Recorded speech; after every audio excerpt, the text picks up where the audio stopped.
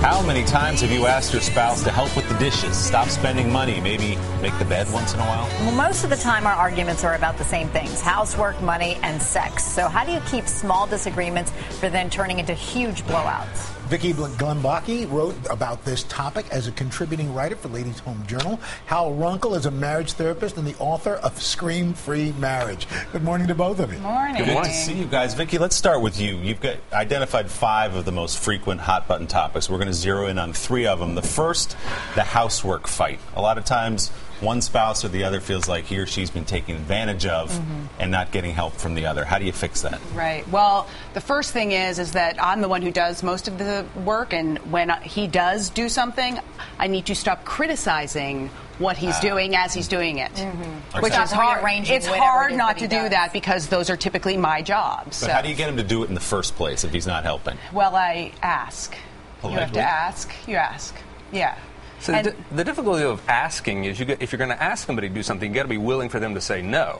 Right? And so instead, it's a lot of times it's much better just to say, when they do it, I thank you so much for doing it. Right? Is he good in other areas, though, Vicki? Because that's some way. Like, my husband is great at being the sports dad, like takes the kids, does all that. I'm happy to then do my share of the housework. Right. I think the problem is when it's uneven. He is good at cutting the grass and taking the kids to, soccer games. However, the lion's share is on my plate, and it gets overwhelming. And I'm not a nice person when there's so much going on, and I recognize that. All right, so you need to calm down. I need to calm down. Okay, not just you. All of us. Okay, right. let's move on to round 2, the money fight. Money is just a huge problem, and so you feel you and your husband, it's almost like airing dirty laundry. Yeah, well, he is a spender. He'll buy anything new and shiny, and I'm a careful checkbook balancer. So when he comes home with a brand new toaster that has a remote control, and is this something we don't need? Ooh, where can we get one? I know, right? Yeah, they're new and shiny. I just freak. It's like I release the Kraken. How could you do this? Oh my God! Are you kidding me? We've talked about this a million times. Fight. There's the fight. So how do you remedy that? 2 totally different philosophies about spending money.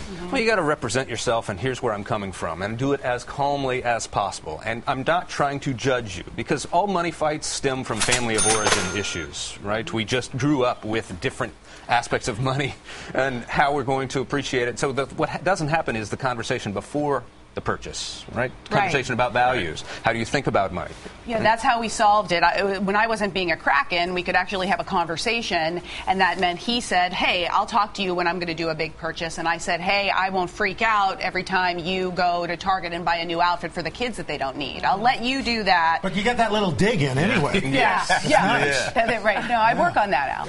Okay. So round 3, the sex part, and when you're the Kraken or getting angry about the money and not doing the housework, kind of hard to turn it on at the end of the day. Right. Housework and sex in our house are entirely related, and it's all about frequency, and he wants more sex than I'm willing to do because this is my to-do list, and you want to add another thing to my to-do list, so that leaves him feeling, rejected, and me feeling unappreciated, and that's a very quiet but heavy-duty fight. All right, well, quickly, Hal, how do you resolve that? You let him know, you know what, when you don't do housework, it is unattractive. Yeah. Right? I don't feel more attracted to you. Don't say, no, I really find you attractive. It's just it's a burden.